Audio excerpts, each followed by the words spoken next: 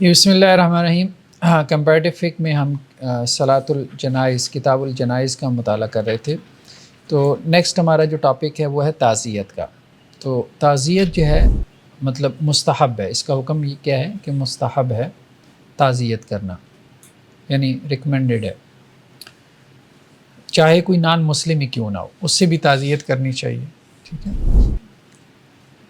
لیکن یہ ہے کہ نان مسلم سے جب آپ تعزیت کریں گے تو اس کے الفاظ ذرا ڈیفرنٹ ہوں گے، جب مسلمان سے کریں گے وہ ذرا مختلف الفاظ میں ہوگا۔ مسلمان سے جب آپ تعزیت کرتے ہیں تو ایک تو یہ کہ اللہ آپ کو صبر عطا کرے، ٹھیک ہے، جو بھی لواحقین ہیں ان کو آپ صبر کی دعا دیں، ان کو حوصلہ دیں، اور دوسری چیز یہ ہے کہ میت کے لیے دعا کریں کہ اللہ تعالیٰ اس کی آخرت اچھی کرے، اس کے گناہوں سے درگزر کرے، اللہ اس کی جنت میں درجات بلند کرے۔ نان مسلم کو آپ یہ دوسرا جو ہے نا، اب ظاہری بات ہے آخرت کا یا جنت کی دعا تو آپ اس کو دینے سے رہے۔ ہاں، تعزیت نان مسلم سے جب آپ کریں گے، کسی جو ہے وہ غیر مسلم سے، تو اسے یہی کہیں گے کہ اللہ تعالیٰ آپ کو صبر دے، اور اللہ تعالیٰ آپ کو حوصلہ دے، اور اللہ تعالیٰ آپ کو اس کا بہتر بدل دے۔ یہ کہنے میں بھی کوئی حرج نہیں، یعنی دنیا میں اللہ تعالیٰ آپ کو اس کا بہتر بدل دے۔ تو دعا کے لیے جو الفاظ ہیں اللہ کے رسول صلی اللہ علیہ وسلم سے، ان للہ ما اخذ ولہ ما آتا، جو اللہ نے دیا وہ بھی اللہ کا ہے، جو اس نے لے لیا وہ بھی اسی کا ہے۔ وکل شیء عندہ باجل مسمى، ہر چیز کا اللہ کے ہاں ایک وقت مقرر ہے، طے شدہ ہے۔ فلتصبر ولتحتسب، تو صبر کریں اور اللہ سے ثواب کی امید رکھیں۔ تو یہ ہیں الفاظ جو اللہ کے رسول صلی اللہ علیہ وسلم نے اپنی بیٹی کو کہے تھے، کہ جن کا بیٹا جو ہے وہ فوت ہو رہا تھا، یعنی اپنے نواسے کی جو ہے فوتیدگی پہ آپ صلی اللہ علیہ وسلم نے اپنی بیٹی کو حوصلہ دیتے ہوئے یہ الفاظ کہے تھے۔ تو یعنی تعزیت کے یہ الفاظ مسنون ہیں، لیکن اگر یہ الفاظ نہ بھی یاد ہوں تو ان سے ملتے جلتے الفاظ کہنے میں کوئی حرج نہیں ہے، ٹھیک ہے۔ انا للہ و انا الیہ راجعون، اللہ تعالیٰ آپ کو صبر دے، اللہ تعالیٰ آپ کو بہترین اجر دے، ٹھیک ہے، اس کا بہترین بدل عطا فرمائے۔ ہاں، اللہ کا حکم تھا، اللہ کی رضا ہے، تو اس طرح کہنے میں کوئی حرج نہیں، ٹھیک ہے۔ نیکسٹ کیا ہے؟ تعزیت کے لیے بیٹھنا۔ کیا تعزیت کے لیے بیٹھ سکتے ہیں؟ دیکھیں، بیٹھنے کا تذکرہ جو ہے نا وہ ہمیں نہیں ملتا، سنت میں تو نہیں ملتا کہ آپ صلی اللہ علیہ وسلم یا صحابہ کرام یا تابعین یا خیر القرون میں لوگ جو ہے وہ تعزیت کے لیے بیٹھتے ہیں، ایسا نہیں، ٹھیک ہے۔ تو اس لیے بعض اہل علم کا کہنا یہ ہے کہ تعزیت کے لیے بیٹھنا یہ مکروہ ہے۔ امام شافعی کا موقف یہی ہے، ٹھیک ہے۔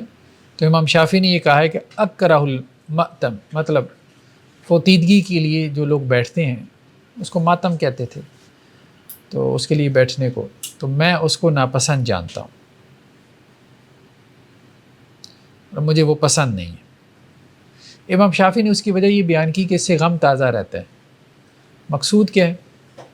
کہ انسان جلدی بھول جائے، دنیا کے کام کاج میں لگ جائے، کیونکہ آنا جانا تو لگا رہنا ہے، ساری بات، اور روزانہ دنیا میں لوگ آ بھی رہے ہیں، جا بھی رہے ہیں، ٹھیک ہے۔ تو اللہ تعالیٰ نے نظام ہی ایسا بنایا، تو جب وہ بیٹھ جاتا ہے تو لوگ اب آتے ہیں تو ہر ایک آ کے اس کو پھر اس کا غم جو ہے وہ تازہ کرنے کا باعث اور سبب بنتا ہے۔ تو اس وجہ سے امام شافعی نے اس کو مکروہ کہا ہے۔ لیکن اس کراہت سے ان کی مراد کیا ہے؟ کراہت تنزیہی، ٹھیک ہے، جب تک کہ اس کے ساتھ کوئی اور بدعت نہ ہو۔ محض بیٹھنے کو وہ کہتے ہیں یہ مکروہ تنزیہی ہے۔ مکروہ تنزیہی کیسے کہتے ہیں؟ کہ اگر کرے گا تو گناہ نہیں ہے، لیکن اگر چھوڑ دے تو ثواب ہے۔ لیکن امام شافعی یہ کہتے ہیں کہ اگر بیٹھنے کے ساتھ ساتھ اگر اس نے کیا کیا، مزید کوئی اس کے ساتھ بدعت ملا لی، تو پھر یہ حرام کے درجے کو بھی پہنچ سکتا ہے، کیونکہ بدعت جو ہے وہ حرام میں سے۔ تو امام احمد اور اکثر جو علماء احناف ہیں ان کی رائے بھی یہی ہے، ٹھیک ہے، کہ اگر آپ اس کو بیٹھنے کو اس کے ساتھ اور بدعات کو ملا لیں گے تو یہ حرمت کے درجے کو پہنچ جائے گا۔ لیکن بعض جو احناف میں سے، متقدمین میں سے، ان کا کہنا یہ ہے کہ اگر 3 دن کے لیے بیٹھ جائے، لیکن وہ بیٹھے بھی مسجد کے علاوہ اپنے گھر میں، حویلی میں، ٹھیک ہے، کسی برآمدے میں، تو 3 دن کے لیے اگر بیٹھ جائے تو 3 دن کے لیے تعزیت تو ہے میت کے ساتھ آپ کر سکتے ہیں، اور اس میں اس کا مقصود ہو کہ آسانی سے میں لوگوں کو اویلیبل ہو جاؤں، کیونکہ لوگوں نے جو ہے وہ آنا ہے تعزیت کے لیے، تو اس مقصود کو سامنے رکھتے ہوئے اگر وہ 3 دن کے لیے بیٹھ جائے اپنے گھر میں بیٹھک میں تو اس میں کوئی حرج نہیں۔ بظاہر یہ محسوس ہوتا ہے کہ اس میں زیادہ سختی کی ضرورت نہیں ہے، بیٹھنا چاہتا ہے تو بیٹھ جائے، کوئی نہیں بیٹھنا چاہتا تو نہ بیٹھے، 3 دن تک یعنی بیٹھا جا سکتا ہے۔ جی یعنی کہ جب کوئی تعزیت کے لیے آئے گا تو اس کے بعد ہمیں بیٹھنا تو پڑے گا۔ ایک یہ ہے کہ لوگ مستقل طور پہ بیٹھتے ہیں نا 3 دن کے لیے، کوئی آئے نہ آئے بیٹھے، ہاں وہ بیٹھے رہتے ہیں، کوئی نہ کوئی ریلیٹیوز میں سے بیٹھا رہتا ہے، ٹھیک ہے، بیٹھک کھول کے، ٹھیک ہے، تاکہ لوگوں کو آسانی رہے، کیونکہ وہ یہ ہے کہ اگر وہ اپنے کام کاج میں لگ جائیں گے تو ہر بندہ کہے گا میں نے آنا ہے، تعزیت کرنی ہے، تو وہ پھر لوگوں کو بھی مشکل ہوگی، اس کو بھی مشکل ہوگی۔ کوئی حرج نہیں اگر اس طرح سے چلا لیں تو، اگر کوئی نہیں کرنا چاہتا تو نہ کرے، ٹھیک ہے۔ ہاں محض جو ہے اگر مقصود یہ ہے کہ آسانی رہے تعزیت کرنے والوں کے لیے اور میرے لیے بھی آسانی رہے، ٹھیک ہے، کیونکہ کہیں لوگوں کا آنا جانا زیادہ ہوتا ہے۔ لوگ تو اکثر طرح طرح کے ٹائم کا اپنا ٹائم ہے، کسی نے کب آنا ہے، کسی نے کب آنا ہے، کبھی 2 بندے کبھی 4، اس طرح سے بس ایسا ہوتا ہے نا، جب آپ 3 دن کے لیے بیٹھتے ہیں نا تو ہوتا ہی ہے، گاؤں دیہات میں پریکٹس یہی ہوتی ہے، لوگوں کو پتہ ہوتا ہے کہ یار اتنے بجے بیٹھیں اور اتنے بجے تک انہوں نے بیٹھنا ہے، عشاء تک بیٹھنا ہے، ٹھیک ہے، پھر وہ ایک دوسرے کو کہتے ہیں اچھا یار وہ بیٹھے ہیں، جا کے تعزیت تم بھی کرو، میں کر آیا ہوں، تو اس طرح سے وہ خبر چلتی ہے اور لوگ جاتے ہیں، کیونکہ گاؤں دیہات میں ذرا ریلیشن قریبی ہوتے ہیں نا، شہروں میں جو ہے شاید اس کی اتنی ضرورت نہ ہو، یا اگر آپ یورپین کنٹریز میں ہیں وہاں شاید اتنی ضرورت نہیں ہے، ملٹی کلچرل سوسائٹیز ہیں اور مذاہب کے لوگ غالب ہیں، آپ کے جاننے والی 2-4 ہیں تو آپ نے 3 دن بیٹھ کے کیا کرنا ہے، وہ مخصوص وقت میں آ کے آپ سے تعزیت کر لیں گے۔ تو یہ بیسیکلی جو ہے مطلب ایک کلچرل جو ضرورت ہے، ہاں اس نے جو ہے وہ مطلب احساس دلایا کہ اگر لوگ بیٹھ جائیں تو کوئی حرج والی بات نہیں۔ نیکسٹ کیا ہے؟ جی کیا چیز؟ جو ایک آدمی آیا 2-4 بیٹھے ہوئے فاتحہ کر لیں، دعا پڑھ لیں، یہ تو دعا کرنے میں کوئی حرج نہیں ہے، دعا کرنے میں کوئی حرج نہیں ہے، بس رسم سے بچنا چاہیے ہمیں۔ دونوں طرف انتہا ہے، ایک طرف کہتے ہیں کہ بالکل نہیں کرنی، دوسرا اگر کوئی نہ کرے تو اسے وہ کرٹیسائز کرتے ہیں کہ یہ کیوں نہیں کی ہے۔ بس اصل یہ ہے کہ اسپرٹ کو، جو روح ہے نا، اس کو سامنے رکھنا چاہیے، تو دعا کو رسم بھی نہ بنا لیں کہ ہاتھ اٹھائے اور ہاتھ گرائے، ٹھیک ہے، ہاں ہاتھ اٹھائے ہاتھ گرائے اور یہ بھی نہیں پتا کہ کیا پڑھا ہے، اور پڑھتے وقت دل بھی جو ہے وہ متوجہ نہیں ہے اللہ کی طرف، اور نہ ہی میت کے بارے میں کوئی احساس غالب ہے، ٹھیک ہے، تو وہ رسم بنا لینا بھی درست نہیں ہے، اور اس کو بدعت کہہ دینا بھی درست نہیں ہے، ٹھیک ہے۔ جب آپ کسی سے تعزیت کرنے جا رہے ہیں تو آپ ویسے بھی تو اس کو دعائیہ کلمات تو کر ہی رہے ہیں نا، ٹھیک ہے، دعائیہ کلمات تو آپ اس کو میت کے لیے آپ کر ہی رہے ہوتے ہیں، تو اس میں کوئی حرج نہیں، ہاتھ اٹھا کے کر لیں، ہاتھ گرا کے کر لیں۔ یہ سر وہ ایسے ہوتا ہے نا کہ جب کوئی جاتا ہے بندہ تعزیت کے لیے تو وہ ہر جانے والا جا کر چلے دعا کرو، تو جو پہلے کے بیٹھے ہوئے ہیں وہ تو 7 دفعہ تو پہلے کر چکے ہیں آنکھیں ہاتھ سے، اور جو جس کی تعزیت دی گئی ہے جس کے پاس وہ بھی 3 دفعہ، اس کا تو پہلی دفعہ ہوتا ہے، اس کو تو اتنا فیل بھی نہیں ہو رہا ہوتا ہے، باقی لوگ فیل کر رہے ہوتے ہیں کہ مطلب کیا پڑھیں کیا کریں۔ اصل بات یہی ہے نا کہ اصل چیز جو ہے وہ اسپرٹ ہے، اصل چیز اسپرٹ ہے، اگر آپ اسپرٹ کے ساتھ دعا کر رہے ہیں تو آپ 70 مرتبہ کر دیں، میت کو فائدہ تو ہوگا کہ نہیں ہوگا؟ پہلی بات ہے ہوگا۔ بات یہ ہے کہ ہم نے اسپرٹ ختم کر دی نا، تو ہم نے اس کو رسم بنا لیا، تو اب یہ سارے سوال پیدا ہو رہے ہیں۔ اگر اس میں اسپرٹ باقی رہتی تو اس میں کیا فرق ہے کہ جی آپ نے 7 مرتبہ پہلے دعا کر لی تو آپ 8ویں مرتبہ بھی کر لیں، اس کو تو دعا کی ضرورت ہے، جتنی اس کے لیے کی جائے وہ دعا اس کے لیے کم ہے، ٹھیک ہے۔ سر اگر کوئی آگے کہے چلے دعا کرے تو ہم لوگ کریں؟ دیکھیں اگر کوئی آ کے کہتا ہے آپ کو، جیسے آپ کے یہاں فوتیدگی ہو گئی ہے کہ دعا کر لیں، تو اجتماعی طور پہ دعا کرنے میں کوئی حرج نہیں، بس لوگوں کو متوجہ کریں اس چیز کی طرف بجائے اس کے کہ انہیں کہیں کہ جی یہ بدعت ہے اس کو ختم کریں، متوجہ اس طرف کریں کہ بھائی دل سے دعا کرو۔ اصل میں ہمارے پاس مکس لوگ ہوتے ہیں نا، جب کوئی آتا ہے تو وہ 2-4 بندے ایسے ہاتھ کے بیٹھے ہوتے ہیں، 2-4 بیٹھے دیکھ رہے ہوتے ہیں کہ یہ دعا کر رہے ہیں، کسی نے سگریٹ لگایا ہوتا ہے، کسی نے بس یہ توجہ دلانے کی ضرورت ہے کہ لوگ میت کے ساتھ ایک احساس کے ساتھ دل کی کیفیت کے ساتھ دعا کریں، دعا مانگیں اور خود مانگیں، ہر الفاظ خود ادا کریں، یہ میرا حال ہے۔ نیکسٹ کیا ہے؟ زیارت قبور، ٹھیک ہے۔ اللہ کے رسول صلی اللہ علیہ وسلم نے فرمایا کہ میں نے تمہیں زیارت قبور سے منع کیا تھا، تو اب میں تمہیں یہ کہہ رہا ہوں کہ تم قبروں کی زیارت کیا کرو، کیونکہ وہ تمہیں آخرت یاد کرواتی ہیں۔ حضرت ابو ہریرہ سے روایت ہے کہ اللہ کے نبی صلی اللہ علیہ وسلم نے اپنی والدہ کی قبر کی زیارت کی تو آپ روئے، اور اتنا روئے کہ ارد گرد کے لوگوں کو بھی رلا دیا۔ تو آپ صلی اللہ علیہ وسلم نے فرمایا کہ میں نے اپنے رب سے اجازت چاہی تھی کہ میں اپنی والدہ کے لیے استغفار کروں، تو اللہ نے مجھے اجازت نہیں دی۔ میں نے پھر اللہ سے اجازت چاہی کہ میں اپنی والدہ کی قبر کی زیارت کروں، تو اللہ نے مجھے اجازت دے دی۔ تو تم بھی قبروں کی زیارت کیا کرو، کیونکہ یہ آخرت کو یاد کرواتی ہیں۔ تو قبروں کی زیارت کرنا، ٹھیک ہے، خاص طور پہ جو والدین ہیں یا کوئی اور ریلیٹیوز ہیں فوت ہو چکے ہیں، تو قبرستان میں جانا، خود بھی جانا، کبھی کبھار بچوں کو بھی لے جائے، ٹھیک ہے۔ آپ کی تب والدہ پھر وہی پس نہیں تھی؟ جی آپ کی والدہ وہی پس نہیں تھی؟ لم یوزنا نہیں؟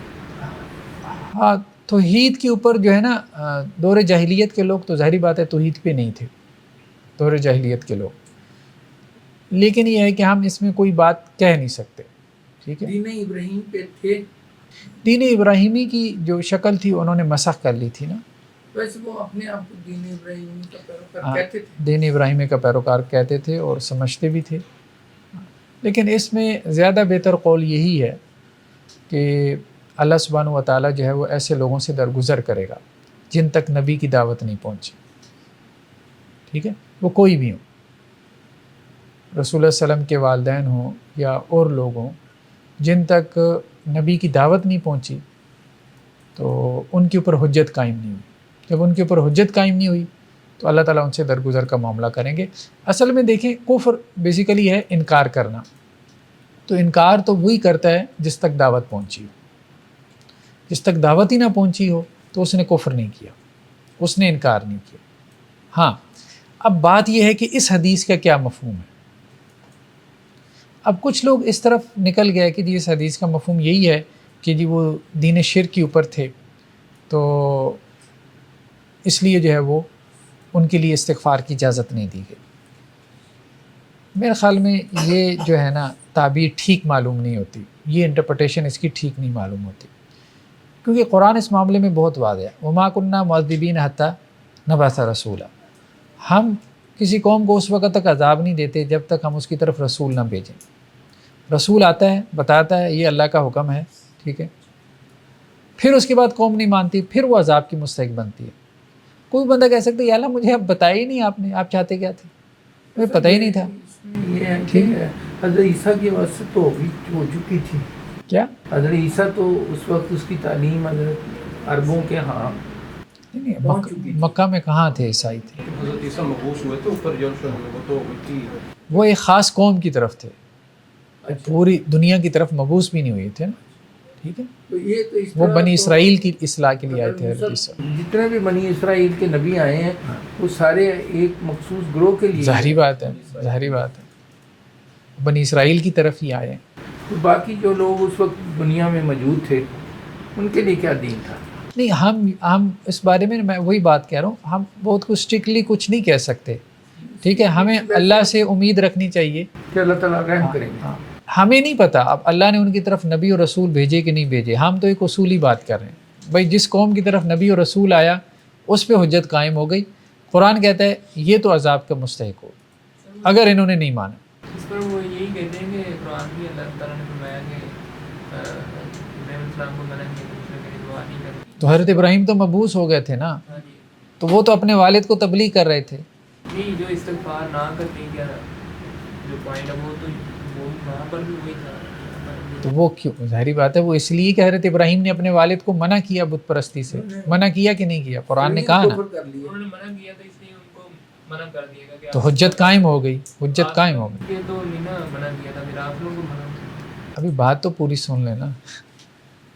ہم یہ کہہ رہے ہیں کہ ایک انٹرپریٹیشن یہ کی جاتی ہے, ٹھیک ہے, تو یہ انٹرپریٹیشن یہ صحیح معلوم نہیں ہوتی. منع تو کر دیا, وہ تو حدیث کے الفاظ ہیں, لیکن حدیث کے الفاظ کو سمجھنا بھی تو ہے نا, کیوں منع کیا, کیوں منع کیا. اب یہ ایک سوال ہے کہ کیوں منع کیا, ٹھیک ہے, کیا اس لیے کہ وہ جہنم میں جا رہے ہیں, یہ تو حدیث میں نہیں ہے, ٹھیک ہے. اصل بات یہ ہے کہ اس کو کہتے ہیں انذار, یعنی شرک جو ہے نا, شرک کے حوالے سے کوئی نرم گوشہ پیدا نہ ہو جائے. مطلب اگر اس قسم کی باتیں شروع ہو گئیں کہ اچھا تمہارے پچھلے تو اتنا شرک کرتے رہے تو اللہ نے ان کو معاف کر دیا, ٹھیک ہے, تو لوگوں کے ذہن میں شرک کے حوالے سے نرمی پیدا ہو جائے گی کہ شرک کی بھی ایک قابل معافی گناہ ہے. تو شرک سے تحذیر کے سبب سے کہ اس کی جو شناعت ہے, اس کی جو برائی ہے, وہ ذہنوں کے اندر قائم رہے, اس لیے جو ہے منع کر دیا گیا. یعنی اب اس سے جو ایک کیفیت پیدا ہوگی نا کہ اللہ کے رسول کو منع کر دیا گیا, یار شرک سے بچنا ہے, شرک سے بچنا ہے, ٹھیک ہے. تو وہ تحذیر بیسیکلی مقصود تھا. مقصود یہ نہیں تھا کہ ان کا حکم بیان کیا جائے کہ وہ کہاں پر ہیں. ہمارے لوگ جو ہے وہ حکم کی تلاش میں نکل پڑے, یہ ٹھیک نہیں.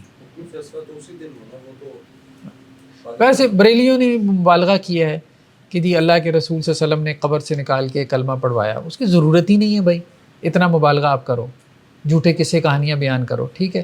وہ ایک مبالغے پہ چلے گیا, اور ہمارے اہل حدیث حضرات ایک دوسرے مبالغے پہ چلے گئے کہ جو انہوں نے کہا کہ جی منع اس لیے کر دیا کہ جی یہ تو شرک کا معاملہ تھا. بھائی شرک ظاہری بات ہے کہ شرک کے اوپر مواخذہ اسی وقت ہے جب رسول کی دعوت پہنچے. قرآن پاک میں ڈائریکٹ ہے بھی نا کہ ہم نے آپ کو تصدیق کر بھیجا جن کی طرف کوئی رسول نہیں بھیجا. ہاں چلیں جی, میری کتاب ہے فکر غامدی, اس میں نا بہت تفصیل سے اس کے اوپر بحث موجود ہے, اور قرآن کی مطلب 20 مقامات ہیں, 20 ایک نہیں ہے, 20 مقامات ہیں جن میں یہ آیات واضح طور پہ ملتی ہیں کہ اللہ تعالیٰ کی جو حجت قائم ہوتی ہے رسول کے آنے کے بعد. اگر رسول نہیں پہنچا تو کوئی حجت قائم نہیں اور کوئی مواخذہ بھی نہیں. اجتناب بھی کرنا چاہیے ایسی گفتگو سے. اچھی گفتگو کرنے میں کوئی حرج نہیں ہے, مثبت, ٹھیک ہے. کسی کو جنتی بنانے میں ہیزیٹیشن کا شکار نہ ہوا کریں. اللہ سب کو جنت میں لے کے جائے, ہاں جہنم سے بچانے میں بھی, ٹھیک ہے.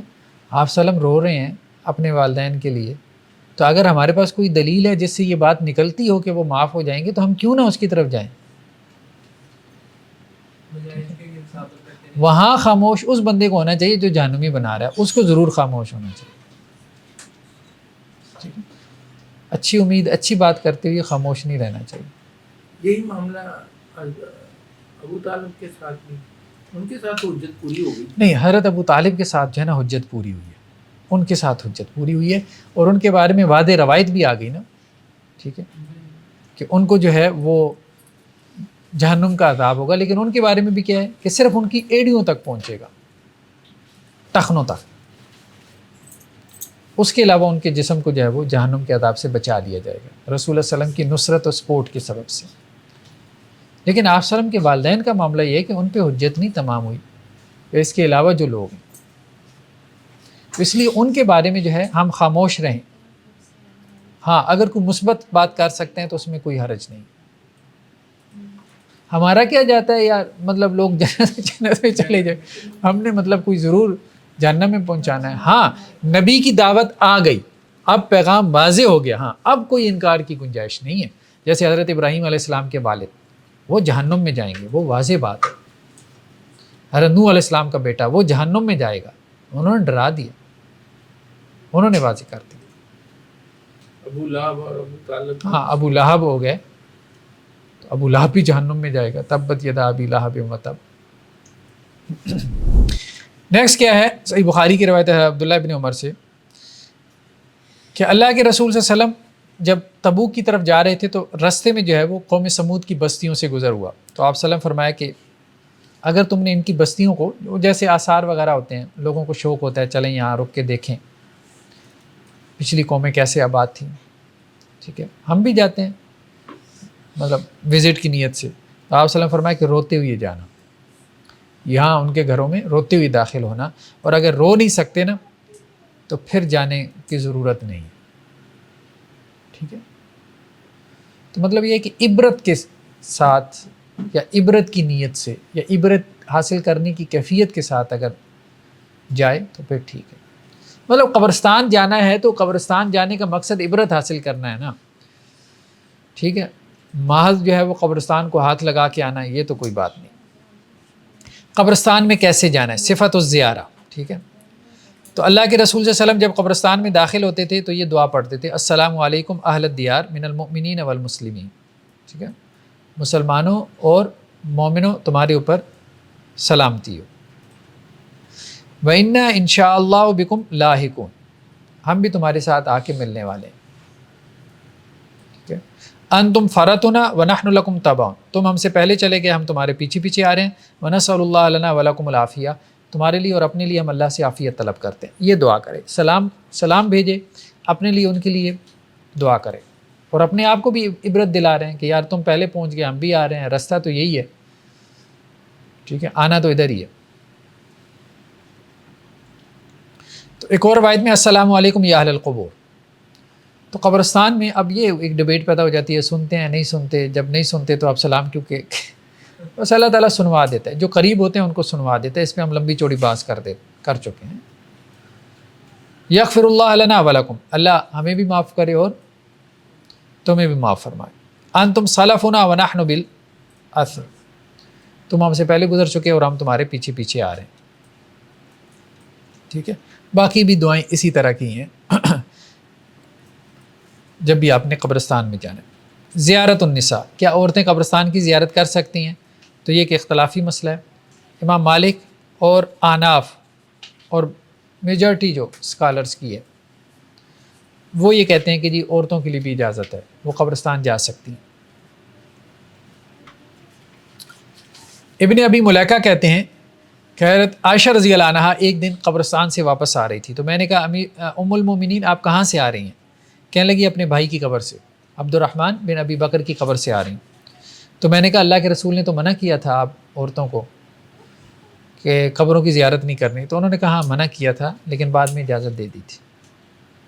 تو شروع اسلام میں منع تھا کیونکہ لوگ جو ہے وہ شرک کے قریب تھے، شرک کے زمانے کے قریب تھے، تو اس میں یہ اندیشہ تھا کہ کہیں شرک میں نہ پڑ جائے، جس طرح بتوں سے مانگتے ہیں اسی طرح قبروں میں جو نیک لوگ ہیں ان سے نہ مانگنا شروع کر دیں، تو شروع میں منع کر دیا تھا۔ جب توحید پہ پختہ ہو گئے تو اب اجازت دے دی۔ تو اس کا مطلب یہ ہے کہ وہی حکمت آج بھی لاگو ہوتی ہے۔ اگر جیسے خواتین ضعیف الاعتقاد ہوتی ہیں، عقیدہ ان کا کمزور ہوتا ہے، تو جلدی جو ہے وہ شرک بدعت خرافات میں پڑ جاتی ہیں، تو اگر کسی خاتون کے بارے اندیشہ ہو کہ وہ قبرستان پہ جا کے جو ہے وہ کسی مطلب غلط ایکٹیویٹی میں ملوث ہو جائے گی، کوئی شرک بدعت میں پڑ جائے گی، تو پھر اس کو الاؤ نہیں کرنا چاہیے۔ جس کا عقیدہ صحیح ہو، جس کے گمراہ ہونے یا بہکنے کے اندیشے نہ ہوں، پھر ٹھیک ہے۔ وہ ابھی عورتیں جا سکتی ہیں، باقی نہیں جا سکتی، باقی عورتیں جاتی نہیں ہیں نہیں جانا چاہیے دربار۔ ایک اور روایت میں ہے کہ آپ صلی اللہ علیہ وسلم جو ہے وہ ایک مطلب قبرستان سے گزرے تو ایک خاتون کو آپ نے دیکھا کہ وہ اپنے بچے کی قبر پہ بیٹھی رو رہی تھی، تو آپ صلی اللہ علیہ وسلم فرمایا اتق اللہ واصبر، اللہ سے ڈرو اور صبر کرو، یعنی نوحہ کر رہی تھی نا، اونچی آواز سے رو رہی تھی، رونے میں کوئی حرج نہیں ہے، ٹھیک ہے۔ تو اس نے جواب میں آپ صلی اللہ علیہ وسلم کو کہا کہ آپ کو کیا پتہ کہ میں کس تکلیف میں ہوں، مطلب آپ کا تو کوئی فوت نہیں ہوا نا، میرا ہوا ہے، مجھے پتہ ہے کہ کتنی درد ہوتی ہے۔ تو آپ صلی اللہ علیہ وسلم وہاں سے چلے گئے کہ یہ بی بی سمجھنے کے موڈ میں نہیں ہے، ٹھیک ہے۔ یہ بھی ثابت ہوتا ہے کسی کو تو سمجھانا نہیں۔ اس میں جو ہے وہ کسی نے کہا اس خاتون سے، کیونکہ آپ صلی اللہ علیہ وسلم کے ساتھ اور بھی صحابہ تھے، تو آپ صلی اللہ علیہ وسلم تو آگے چل پڑے، تو کسی نے کہا کہ یہ اللہ کے رسول تھے، تو اب وہ بیچاری پریشان ہو گئی، فاخذہ مثل الموت، مطلب اس کی حالت ایسی ہوگی جیسے اس پہ موت طاری ہوگی، مطلب وہ یہ سوچنے لگی مجھے تو پتہ ہی نہیں تھا۔ تو وہ پھر دوڑی آپ صلی اللہ علیہ وسلم کے پیچھے آئی، تو اس نے آپ کے دروازے پہ کوئی دربان نہیں دیکھا، تو کہنے لگی اللہ کے رسول لم آ رہے، میں آپ کو پہچانتی نہیں تھی، مطلب معذرت کرنے آئی ہوں، آپ کو میں نے اس طرح سے جواب دے دیا۔ تو اس پہ آپ صلی اللہ علیہ وسلم فرمائے انما الصبر عند الصدمۃ الاولی. دیکھو صبر وہ ہے جو پہلی دفعہ انسان کو ایک جھٹکا لگتا ہے نا، آزمائش پہنچتی ہے، اس وقت اس کا کیا رسپانس اور ریئیکشن ہوتا ہے. بعد میں صبر آ ہی جاتا ہے. ماں ہے 1 سال تک رو لے گی، سال بعد کیا کرے گی؟ اب بچہ ہے وہ گلا پھاڑ کے روتا ہے، ٹھیک ہے، کتنا روئے گا؟ چپ ہو جائے گا پھر. یہی تو صبر انسان کو آ ہی جاتا ہے، وہ تو حالات اس کو آمادہ کر دیتے ہیں. لیکن اللہ تعالیٰ یہ کہتے ہیں کہ نہیں، ایک تمہیں حالات سکھا رہا ہے صبر، اور ایک یہ ہے کہ میرے حکم سے صبر کرو. اس وقت جب کہ بے صبری ہے، جب دل بے صبرا ہو رہا ہے، اس وقت صبر کرنا، یہ اصل میں صبر ہے. بعد میں صبر تو سب کو آ جاتا ہے، وہ کہ میں نے صبر کر لیا، وہ کون سا صبر ہے؟ اس میں شروع میں صبر کا مطلب کیا کس طرح کریں شروع میں صبر؟ شروع میں صبر سے مراد یہ ہے کہ نوحہ نہ کرے، گربان نہ پھاڑے، ٹھیک ہے، سر نہ پیٹے، نہ شکری نہ کرے، منہ سے غلط کلمات نہ کہے. اللہ کے رسول نے فرمایا تھا نا کہ آنکھیں رو رہی ہیں، دل بے چین ہے، لیکن زبان سے ہم وہی کہیں گے جس سے اللہ راضی ہے. بس یہ صبر ہے. رونا جو ہے وہ بے صبری میں داخل نہیں ہے، بے چینی صبری میں داخل نہیں ہے. فلسطین کی ویڈیوز آ رہی ہیں الحمدللہ پڑھ رہے ہیں، فیملی فوت بھی ہو گئی. فوجی میں یہ فوجی میں نہیں ہوگا نا، ویسے کسی بھی مصیبت کے موقع پر ہے نا کہ صبر تو ہر مصیبت کے ایسے ہی ایسے ہی. اس میں کیا سچویشن بیس ڈپینڈ کرتا ہے. ہاں، رسپانس یہ ہے، ایک تو یہ ہے کہ زبان سے کوئی ناشکری کے کلمہ نہ کہے. صبر کا مطلب یہ ہوتا ہے زبان سے ناشکری نہ کرے، اللہ سے شکوے شکایات نہ کرے، ٹھیک ہے. میرے ساتھ یہ ہوتا ہے. ہاں، میرے ساتھ ہی یہ ہوتا ہے، ٹھیک ہے. ایسے یا بعض اوقات جو ہے وہ فعلاً بھی لوگ ناصبری کرتے ہیں نا. فعلاً ناصبری کیا کرتے ہیں؟ جیسے دین چھوڑ دیا، ہمیں نماز نہیں پڑھنی. کچھ لوگ جو ہے وہ خدا کا ہی انکار کر دیتے ہیں. اچھا خدا نے میرے ساتھ یہ کیا ہے، اب میں خدا کو نہیں مانتا. خدا کا کیا جاتا ہے، تو نہ مان. اور خدا کا انکار کرنے سے تیری آزمائش ختم ہو جائے گی. جو اللہ نے لکھی ہے وہ تو آگے ہی رہنی ہے، بھلے اقرار کرو بھلے انکار کرو. اگر اقرار کر لے گا تو کیا تھوڑا سا ہاں. ایک اور روایت میں ہے کہ لعن اللہ زوارات القبور، کہ اللہ تعالیٰ کی لعنت ہو جو قبروں کی زیارت کرنے والی ہیں. لیکن کہا جاتا ہے کہ یہاں مبالغے کا صیغہ ہے. بہت زیادہ کثرت سے جانا اس پہ لعنت کی گئی ہے. کبھی کبھار جانے میں کوئی حرج نہیں. جیسے یہ خاتون ہے، آپ قبر پہ بیٹھی ہے، آپ صلی اللہ علیہ وسلم نے اس کو منع نہیں کیا، ہاں صبر کی تلقین. تو یہ بھی ہے نا کہ عورتیں یا مائیں زیادہ جذباتی ہوتی ہیں. اگر وہ قبرستان جائیں گی بہت زیادہ تو بچے کو بھلا نہیں پائیں گی، اپنی تکلیف بڑھائیں گی. اس لیے بھی زیادہ جانے کو، وزٹ کرنے کو ناپسند جانا گیا. کتنی وزٹ کرنا چاہیے آپ کی کیا؟ جی مطلب لوگ سالانہ ہی جاتے ہیں، عید کے لوگ بھی جاتے ہیں. نہیں، دیکھیں جو تو مرد ہیں ان کو تو ہفتے میں 1 آدھ چکر اگر لگا لینا چاہیے. ہاں اگر قریب ہے، قبرستان قریب ہے، یہ اللہ کی بہت بڑی نعمت ہے کہ آپ کے گھر کے قریب قبرستان ہو، آپ کے گھر کے قریب مسجد ہو.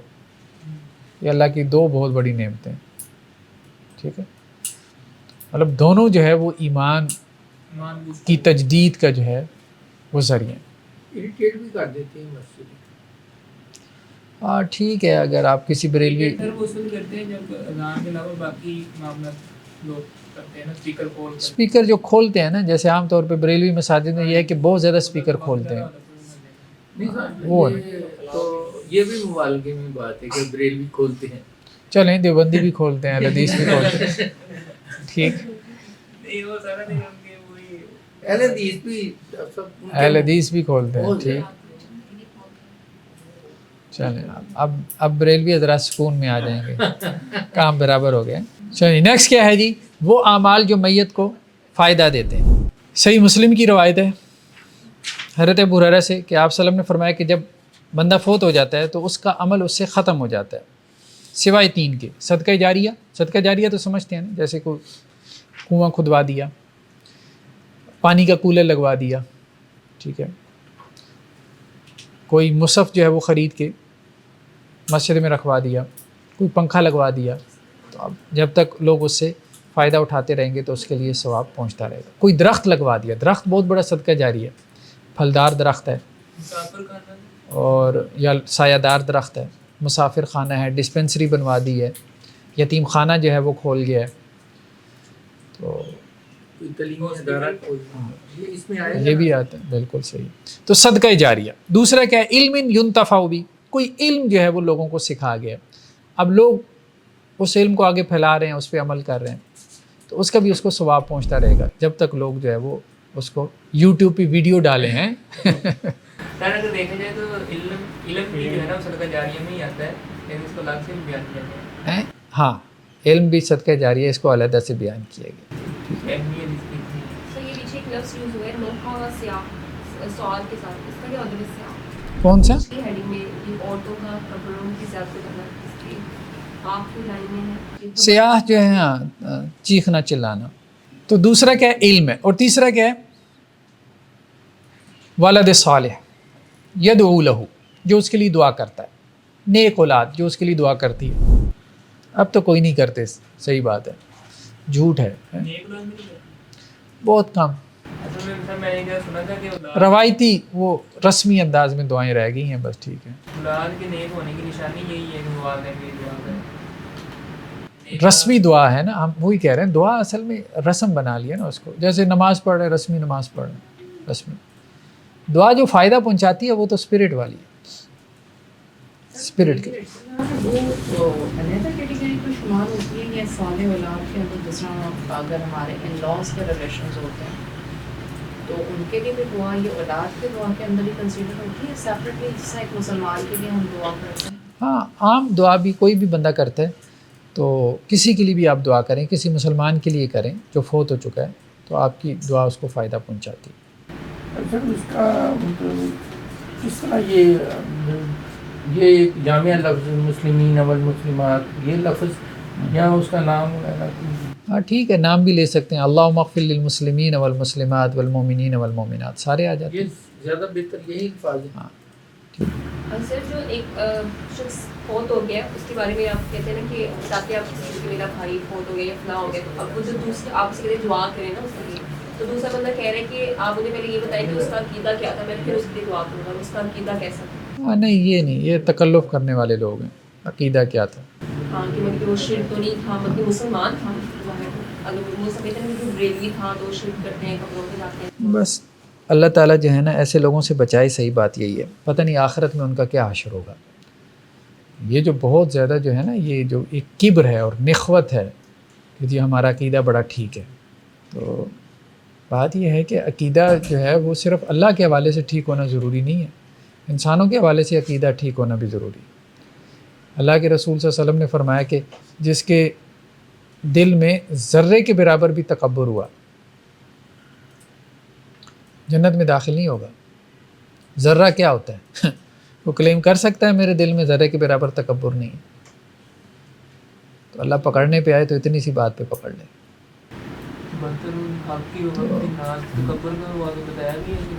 بس انسانوں کے بارے میں جو ہے نا، یہ نہیں ہے کہ آپ ان کو منع نہ کریں شرک سے، آپ ان کو کفر سے منع نہ کریں. یعنی دعوت تبلیغ کا کام کرنا کوئی نہیں ہے، فتوے جڑی جانا ہے، بس اسی کو دعوت تبلیغ بنا لی. منع کریں، آپ اپنی ساری زندگی جو ہے وہ اس میں کھپائیں. اب آپ دیکھیں کہ حضرت ابراہیم علیہ السلام کیا کہہ رہے ہیں؟ میں استغفار کروں گا. منع بھی کر رہے ہیں لیکن ساتھ میں کیا کہہ رہے ہیں؟ میں استغفار کروں گا. اللہ کے رسول کو منع کر دیا گیا. ٹھیک ہے، تو آپ کو تو منع نہیں نہ کیا اللہ تعالیٰ نے. جب آپ کو اللہ تعالیٰ نے منع نہیں کیا تو یہ کلمہ گو ہے، آپ اس کے لیے استغفار کریں. ایسی ساری امت کو کافر بنایا ہوا ہے، مشرک سمجھا ہوا ہے. اب کسی عالم کے لیے، بریلوی عالم کے لیے آپ دعائیہ کلمات کہہ دیں تو یہاں نیچے وہ ان کے کان کھڑے ہو جاتے ہیں، پریشان ہو جاتے ہیں، پتہ نہیں کیا کر رہے ہیں. یار اگر ہمارے دعائیہ کلمات سے وہ جنت میں چلا جائے، تکلیف کیا ہے آپ کو؟ کیا تکلیف ہے؟ مناپلی ہے، مناپلی ہے نا. انہوں نے سمجھا ہوئے کہ جنت ہماری ہے. وہ جو مولانا طارق جمیل کہتے تھے نا، دیوبندیوں وہ جنت میں صرف دیوبندی نہیں جائیں گے. بات تو ٹھیک ہے کہ جنت میں صرف دیوبندی نہیں جائیں گے. اس کو نا وہی کہتے ہیں کنفرمیشن بائس کہتے ہیں کہ آپ بس سوچ فکس ہو چکی ہے اور جس اسکول آف تھاٹ سے آپ بلونگ کرتے ہیں آپ نے اسی کو سچ کا حق مانا، اسی کو سب نے یہی کام کیا ہوا ہے، سب نے. کریٹنگ تھنکنگ اور کریٹیکل تھنکنگ کا کنفرمیشن بائس. تو سب نے یہی کام کیا ہوا ہے. آپ دعوت اور تبلیغ کا کام کریں، جس عقیدے کو آپ ٹھیک سمجھتے ہیں ٹھیک ہے، اس کو اختیار کریں اور اس کے مطابق لوگوں کی اصلاح کا کام کریں. کس نے آپ کو روکا ہے؟ ہاں جب لوگ دنیا سے چلے جائیں، کلمہ گو مسلمان ہیں، امت کا حصہ ہیں، ان کے بارے میں اللہ سے امید رکھیں، اللہ تعالیٰ ان کو معاف کرے گا. ان کے لیے دعا کریں، دعائیہ کلمات کہیں ان کے لیے کہ اللہ تعالیٰ درگزر کرے، یا اللہ کچھ جہالت تھی، معلوم نہیں کیا وجہ تھی، کیا عذر تھا، کیا ایکسکیوز تھا، بات سمجھ میں نہیں آئی. ٹھیک ہے، حدیثیں اتنی ملتی ہیں کہ اللہ تعالیٰ قیامت والے دن پوچھیں گے. وہ جو آتا ہے صحیح بخاری کی روایت ہے کہ ایک بندہ، اس کے 99 رجسٹر گناہوں کے کھول دیے جائیں گے. ٹھیک ہے، اور 99 رجسٹر کھولنے کے بعد اللہ تعالیٰ کیا کہیں گے؟ کیا تمہارے پاس کوئی ایکسکیوز ہے، کوئی عذر ہے؟ کوئی عذر ہے تو یار پیش کر دو، نکال دیں تمہیں. ٹھیک ہے، تو ہم لوگوں کے عذر ختم کرنے کے لیے بیٹھے. دعوت کا کام کرتے ہی نہیں ہے. دعوت کا، نبیوں نے دعوت کا کام کیا ہے اور لوگوں کی جنت میں جانے کی خواہش رکھی ہے. نرمی اپنے نرمی. اور نوح علیہ السلام کو دیکھیں، پتہ ہے کہ اب ساری زندگی کفر کیا بیٹے نے، لیکن آخر وقت تک کھڑے کس بات کے اوپر ہیں؟ دعا کرنی ہے. دل میں اخلاص، نرمی، تڑپ ہونی چاہیے. یہ نرمی ختم ہوگی. اور آپ صلی اللہ علیہ وسلم فرمایا کہ جب دل سے نرمی ختم کر دی جائے تو بندہ ہر خیر سے محروم ہو جاتا ہے. صحیح ہے. یہ بھی ہے کہ جنتیوں کے دل چڑیوں کی طرح نرم. ہاں، یہ بھی ہے کہ جنت میں وہ لوگ جائیں گے جن کے دل چڑیوں کی طرح نرم ہوں گے. یہ تو سخت دل لوگ ہیں، کٹھور دل، مطلب دوسرے کو تکلیف میں دیکھ کے خوش ہونے والے. دوسروں کو خوشی سے خوش نہیں ہونا، دوسروں کو تکلیف دے گا، تکلیف میں دیکھ کے خوش ہونا. نبی ساری زندگی دعوت دیتے رہتے تھے، پھر بھی یہ خواہش رکھتے تھے کہ یار بچ جائے کسی طرح. ہماری قتل کی سازشیں کرتے رہے لیکن پھر بھی یہ خواہش رکھتے تھے. انہوں نے تو یار تمہارا کچھ بھی نہیں بگاڑا تو تم ان کی جو ہے وہ خیر خواہی کی خواہش ختم کر بیٹھے. اصل میں ہر فرقے کے جو مولوی ہیں نا، انہوں نے فرقہ پرست مولوی ہیں، بغض پیدا کر دی. نیکسٹ کیا ہے جی؟ نیکسٹ حدیث میں ہے کہ بندے کو مرنے کے بعد بھی جو ہے وہ اس کے نیک اعمال جو ہے وہ پہنچتے رہیں گے. ان میں سے ایک علم ہے جو اس نے نشر کیا، دوسرا نیک اولاد ہے جو اس نے چھوڑی، تیسرا مصحف ہے جس کا اس نے جو ہے وہ وارث بنایا، چوتھا مسجد ہے جو اس نے بنائی، پانچواں گھر ہے مثال کے طور پہ جو اس نے مسافروں کے لیے بنایا، یا پھر کوئی نہر کھدوا دی، یا پھر صدقہ ہے جو اس نے اپنی زندگی میں نکال دیا. ٹھیک ہے جی. نیکسٹ کیا ہے؟ صحیح مسلم کی روایت ہے، جس نے اسلام میں کوئی اچھی سنت جاری کی تو اسے اس کا اجر ملے گا، اور بعد میں اگر لوگ اس نیک عمل کے اوپر عمل کریں گے تو ان کا بھی اجر اس کو پہنچے گا. اور جس نے کوئی اسلام میں بری سنت جاری کی یعنی بدعت ایجاد کی تو اس کے اوپر اس کا وبال ہوگا، اور بعد میں جو لوگ اس بدعت پہ عمل کریں گے اس کا وبال بھی اس کو پہنچے گا.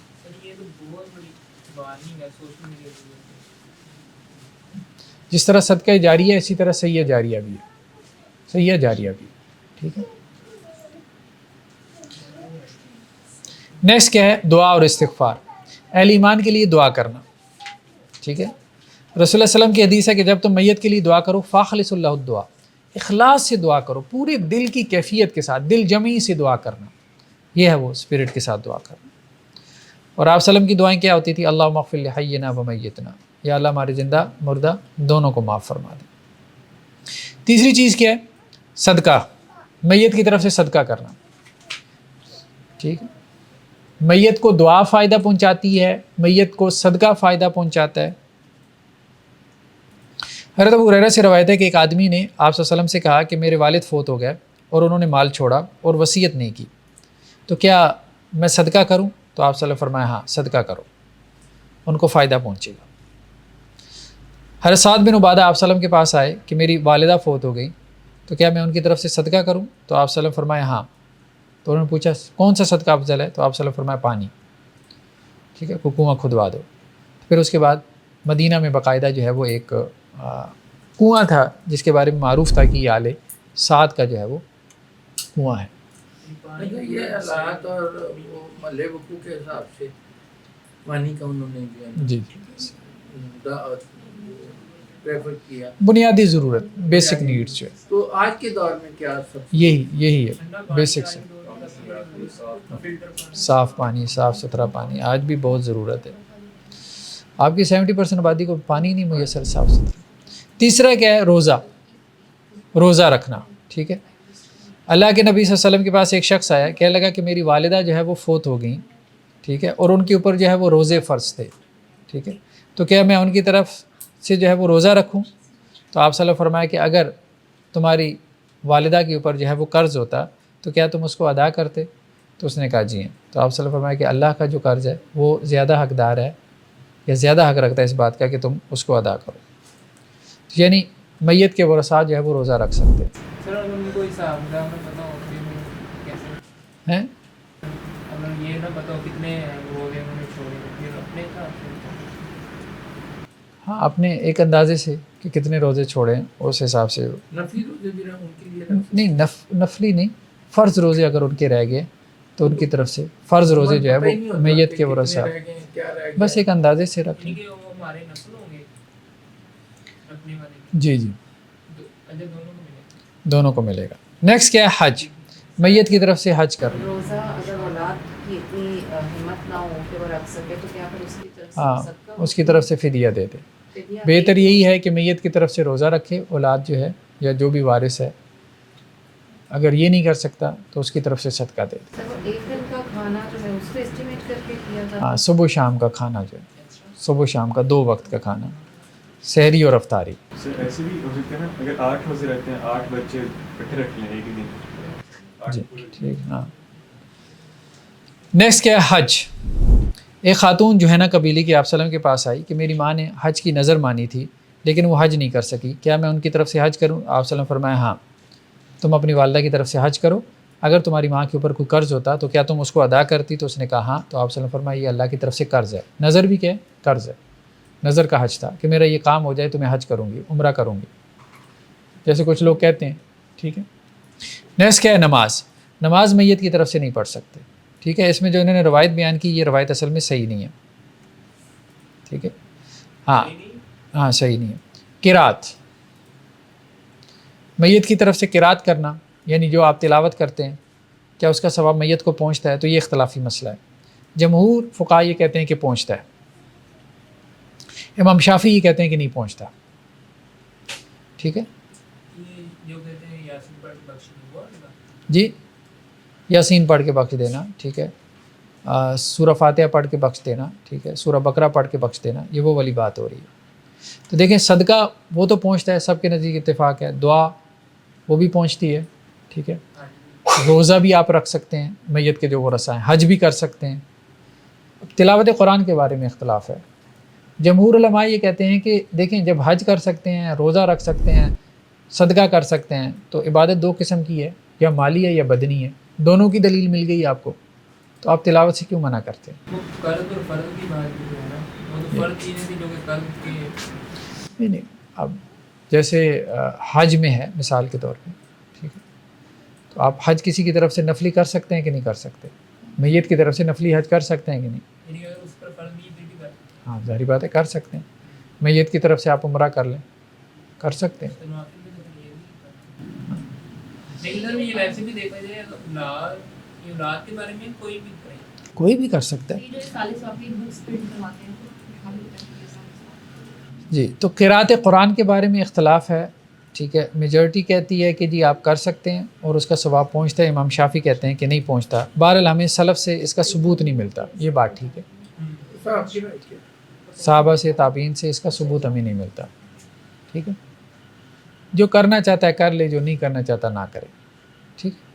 ہاں لیکن یہاں پہ اصال ثواب سے مراد کیا ہے؟ اصال ثواب سے مراد یہ ہے کہ گھر کے لوگ جو ہے وہ میت کے لیے قرآن پڑھیں. یہ نہیں ہے کہ جی آپ کرائے پہ مدرسے سے بلوا لیں طلبہ اور ان کو چاول کھلائیں. ٹھیک ہے. جو بھی کام ہوتے ہیں اس میں نئی رسم نکالنا. ہاں وہ رسماً وہ ٹھیک نہیں ہے. یا بعض لوگ کیا کرتے ہیں وہ قبر کے گرد بٹھا کے قرآن پڑھوانا شروع کر دیتے ہیں قبرستان میں جا کے. تو یہ ٹھیک ہے. لینے آتے ہیں 15 قرآن چاہیے 20 قرآن چاہیے. جی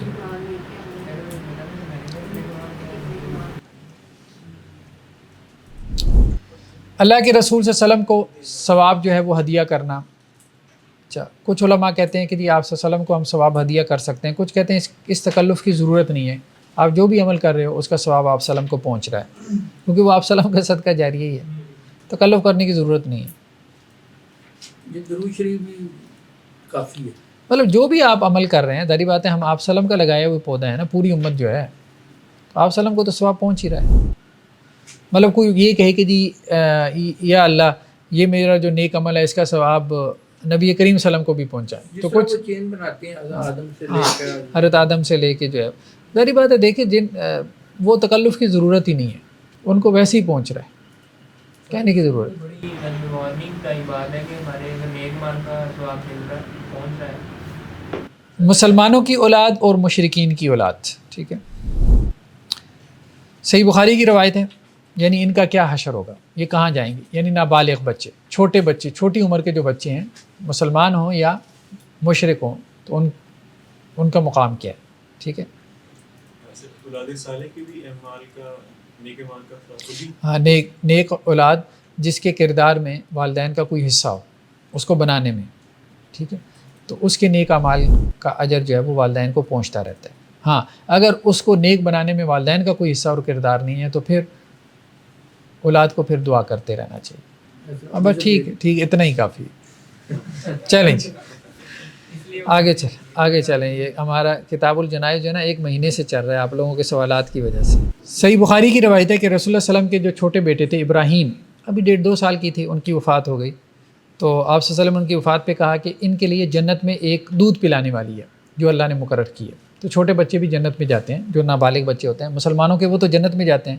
جو مشرکین کے ہیں ان کے بارے میں بہرحال اختلاف ہے, ٹھیک ہے.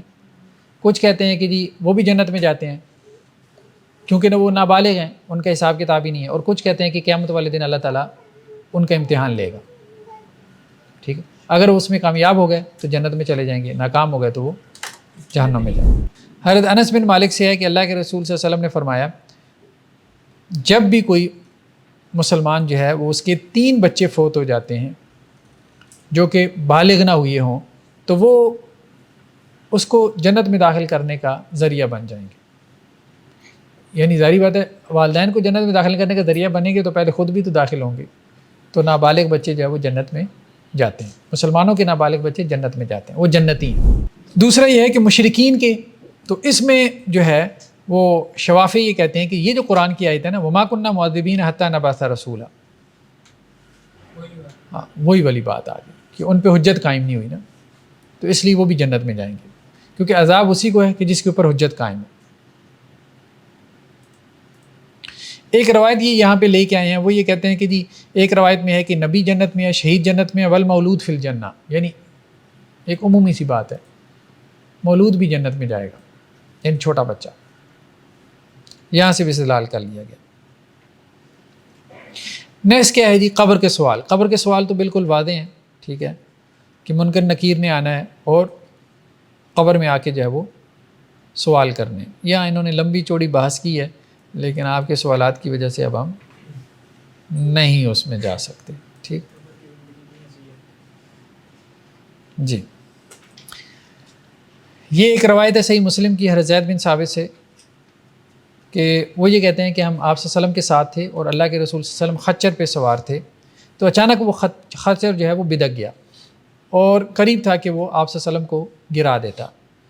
تو وہ اصل میں بدکا کیوں تھا, وہاں قبریں تھیں, 4 5 6 قبریں تھیں, تو ان قبروں میں عذاب ہو رہا تھا, تو اس نے عذاب کی آواز سنی تو وہ بدک گیا, خوف سے بدک گیا نا. تو آپ صلی اللہ علیہ وسلم نے فرمایا کہ کس کو پتہ ہے یہ کن کی قبریں؟ تو ایک بندے نے کہا کہ جی میں جانتا ہوں.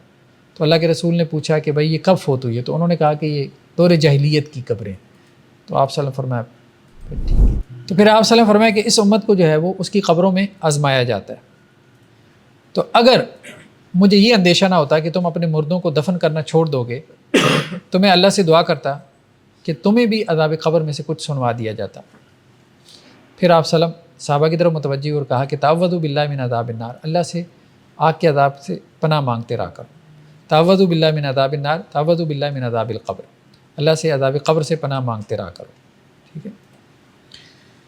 ایک اور روایت میں ہے حضرت انس سے کہ آپ صلی اللہ علیہ وسلم فرمایا کہ جب بندے کو قبر میں رکھ دیا جاتا ہے اور اس کے ساتھی, اس کے دوست احباب, اس کے رشتہ دار اس کو دفن کر کے واپس جا رہے ہوتے ہیں, تو وہ ان کے قدموں کی واپس جانے کی جو چاپ ہے وہ بھی سن رہا ہوتا ہے, ٹھیک ہے. پھر اس کے بعد 2 فرشتے آتے ہیں, اس کو بٹھا دیتے ہیں اور اسے کہتے ہیں کہ اس آدمی کے بارے میں تمہارا کیا خیال ہے, یعنی محمد صلی اللہ علیہ وسلم کے بارے میں. تو اگر وہ مومن ہوتا ہے تو کہتا ہے اشہد انہ अब्दुल्लाह व रसूल, वो अल्लाह के बंदे और अल्लाह के रसूल हैं। वो नबी करीम सल्लल्लाहु अलैहि वसल्लम की तशबीह पेश हाँ की है। जी जी। दूसरा ये है कि वो दोनों उसको कहते हैं कि ये जहन्नुम में तेरा जो है वो ठिकाना था, यानी मुनकर नकीर जो दो फरिश्ते उसके पास आते हैं, वो उसको जहन्नुम का ठिकाना दिखाते हैं कि देखो अल्लाह ताला ने इससे तुम्हें बचा लिया, महफूज किया, और फिर उसे उसका जन्नत का ठिकाना दिखाया जाता है। जो काफिर और मुनाफिक होता है, जब उसको कहा जाता है कि इस शख्स के बारे में तुम्हारी क्या राय है, तो वो कहता है ला अदरी, मैं नहीं जानता, जो लोग कहते थे मैं वही कहता रहा। तो फिर उसको जो है वो लोहे के हथौड़ों के साथ जो है वो मारा जाता है, यहाँ तक कि उसकी चीख व पुकार जो है वो जिन और इंस के अलावा सब सुनते हैं, मतलब जानवर भी सुनते हैं। तो इसलिए वो खच्चर जो है वो बिदकता है। एक और रवायत में है हज़रत बरा बिन आज़िब से कि आप सल्लल्लाहु अलैहि वसल्लम फरमाया कि जब बंदा मुस्लिम को कब्र में रखा जाता है तो वो गवाही देता है अल्लाह इलाहा इल्लल्लाहु व अन्ना मुहम्मद रसूलुल्लाह, ठीक है। यानी जब उससे सवाल किया जाता है, फरिश्ते पूछते हैं, तो वो फिर जवाब में कहता है अशहदु अल्ला इलाहा इल्लल्लाह व अन्ना मुहम्मद रसूलुल्लाह। तो कुरान की ये जो आयत है ना, युसब्बितुल्लाहु अल्लज़ीना आमनू बिलक़ौलि साबित फ़िल हयातिद दुनिया व फ़िल आखिरह, इसका मतलब यही है कि दुनिया में भी अल्लाह ताला ने उन्हें कलमे पे कायम रखा, और जब कब्र में भी सवाल जवाब होगा तो अल्लाह ताला उनको कायम रखेंगे। यानी बंदा मोमिन या बंदा मुस्लिम को सवालों के जवाब रटने की ज़रूरत नहीं है 1 2 3 करके, इस तरह से जवाब थोड़ा आएगा कि जो ये सवाल होगा तो ये जवाब है मन रब्बु का, ठीक है, मन नबियों का, मन दीनों का, तुम्हारा रब कौन है, नबी कौन है, दीन क्या है। 3 सवाल ही होने हैं, बहुत सिंपल है। तो जिसने दीन के मुताबिक ज़िंदगी गुजारी होगी तो अल्लाह ताला उसको वहाँ साबित कदम रखेंगे, ठीक है। ये इस आयत का मफ़हूम है, और वो सवालों के जवाब दे देगा, भले अनपढ़ हो, पढ़ा लिखा ना हो, ना पता हो, अरबी आती है नहीं आती है, ठीक है। ये जो है कि सबसे पहला सवाल नमाज का होगा, वो क़यामत वाले दिन है। चलें जी, ये नेक्स्ट जो अहादीस हैं ये फिर आप देख लें, ये तो लंबी चौड़ी अहादीस हैं। हम उसको लास्ट बहस हमारी क्या है, मुस्तक़रुल अरवाह, ठीक है। अरवाह का मुकाम क्या है, यानी फ़ौत होने के बाद अरवाह कहाँ चली जाती हैं, रूह कहाँ जाती है। तो इस बारे में मुख्तलिफ़ हदीसें मिलती हैं, और मुख्तलिफ़ हदीसों से ये पता चलता है कि सब रूहें एक जगह नहीं हैं। जो नेक रूहें हैं वो भी एक जगह नहीं है, उनके भी दर्जात हैं, ठीक है। जैसे बाद रवायतों में ये आता है कि जो शहीद की रूह होती है, अल्लाह ताला उसको क्या करते हैं, सब्ज़ रंग के परिंदों के पेटों में डाल देते हैं, और वो सारा दिन जन्नत में चरती चुगती हैं, और शाम जो है वो अल्लाह के अर्श के नीचे किंदीलों में गुजारती हैं। रात दिन में जन्नत, और शाम अल्लाह के अर्श के साए में, रात अल्लाह के अर्श के साए में, ठीक है। टाइम है तो ये पेट में डालने वाली नहीं, टाइम बिल्कुल नहीं है। अच्छा। एक और रवायत में है कि एक साहब जो है वो उन्होंने जंग के अंदर जो है वो माल गनीमत में से कुछ चुरा लिया था, ठीक है। शहीद हो गए तो लोगों ने कहना शुरू कर दिया कि जी जन्नती है। तो आप सल्लल्लाहु अलैहि वसल्लम फरमाया ऐसे मत कहो, मैं देख रहा हूँ कि वो जो उसने कपड़ा चुराया है ना माल गनीमत में से, वो उसकी कब्र में जो है वो उसके ऊपर आग की तरह जो है वो फैल रहा। तो बाज़ औक़ात एक बहुत बड़ा बज़ाहिर अमल जो होता है,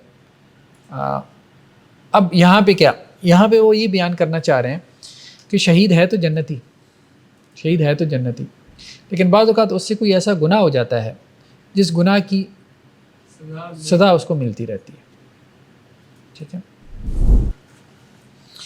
अच्छा, बाज़ लोगों के बारे में ये भी आता है बाज़ रवायतों में कि वो जन्नत के दरवाज़े पर होंगे, जन्नत में दाखिल नहीं होंगे, जन्नत के दरवाज़े पर होंगे।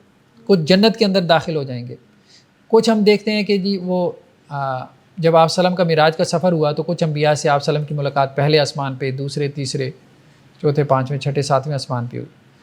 तो गोया कि आखिरत में यानी आलम बरज़ख जिसे हम कह रहे हैं उसमें मुख्तलिफ़ दर्जात हैं, सारे नेक लोग एक दर्जे में नहीं हैं।